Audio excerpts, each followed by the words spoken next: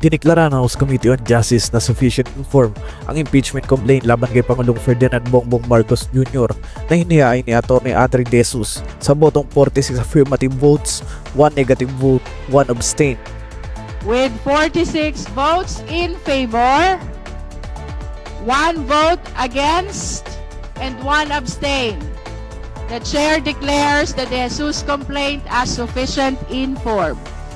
Aprobado rin bilang sufficient informed ang ikalawang reklamo na inendorso ng Makabayan Bloc sa botong 35 affirmative votes, 9 negative votes, 1 abstain. With 35 in favor, 9 against, and 1 abstain, the Chair declares the Masa et al. Complaint sufficient informed. Ayon kay ACT Teachers Representative Antonio Tino, may batayan umano ang mga aligasasyon laban sa administrasyon. Sabi ng mga nagrarally, Marcos, Duterte, walang pinakida. May batayan yan. Si Duterte may tokhang na komite sa libong buhay at may peking gera kontra droga na tumarget sa ilang drug lord. Yung pala, pangunahing protektor si Duterte ng sarili niyang mga drug lord habang pumusturang numero 1 kalaban ng droga. Si Pangulong Marcos naman, tinukhang ang bilyones na pondo ng taong bayan at naglunsad ng peking gera kontra korupsyon. Samantala, nag-walkout naman si Rep. Benny Abante. Iginiit niya na may kakulangan sa forma ng reklamo. That this is actually an exercise in futility and a waste of the people's money.